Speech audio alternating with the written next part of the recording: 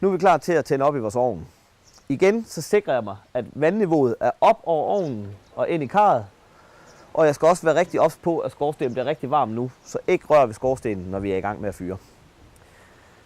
Ovnen den består af et brandrum, og den består af et askerum. Det første vi gør, det er, at vi åbner op for brandrummet. Vi vælger altid at starte med at fyre med en lille tør pind. Grunden til det er, at det er vigtigt, at vi får skabt et rigtig godt bål. Vi skal skabe et bål, hvor det virkelig bullerbrænder. Så jeg bygger et bål op af små pind ind i ovnen og tænder det godt op. Når jeg har skabt et godt bål, og vi er 20 minutter henne, og det virkelig brænder, så kan jeg begynde at vælge at bruge en lidt kraftigere pind. Men det er rigtig vigtigt, at jeg får skabt mig et godt bål af noget småt pind, så jeg får skabt mig en god glødebund. Når den så skal stå og brænde, så skal jeg lade lågen til ovnen her stå åben cirka 2-4 cm, så den lige får lidt træk og lidt luft ind.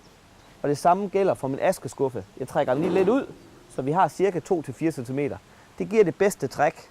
Hvis jeg åbner for meget, så vil den dø lidt. Så cirka 2-4 cm åben, og så har vi et optimalt træk. Det vil jeg køre med i cirka en times tid.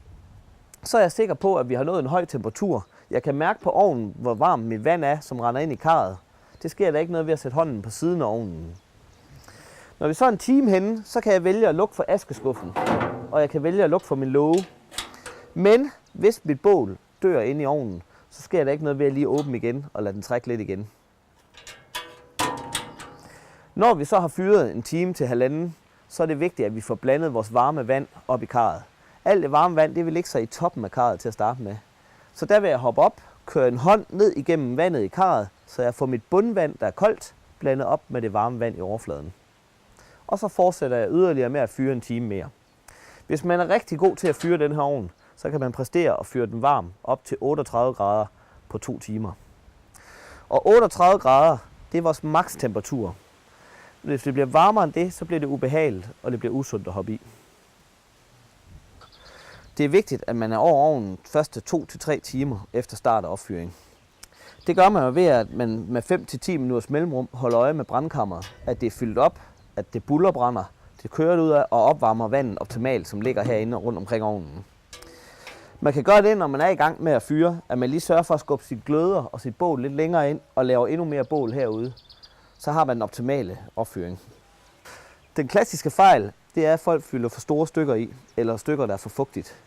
Hvis man gør det, og der går for lang tid imellem, man holder øje med ovnen, så holder den simpelthen op med at varme særlig meget. Og så vil det bare tage alt for lang tid at varme vandet op. Så sørg for, at den bullerbrænder. Sørg for, at dit bål er stort. Sørg for, at lågen står cirka åben, så trækker det optimalt. Så skal det nok gå. På 2 timer kan man nå at fyre det op, hvis det kører rigtig godt. Vandkvalitet, det er jeres ansvar. Vi anbefaler, at man tager et bad med sæbe inden brug. Derudover så anbefaler vi, at man sætter en balje ned foran stigen, inden man træder op i karret. Grunden til, at vi har den balje, det er for, at man lige kan vaske fødderne af for det værste skidt, inden man træder ind i karret. Når man vælger at bruge karret, og det er opvarmet mere end 6 timer, så skal man bruge klortabletter. Det gælder også ved gentagne opvarmninger. Husk at bruge klortabletter.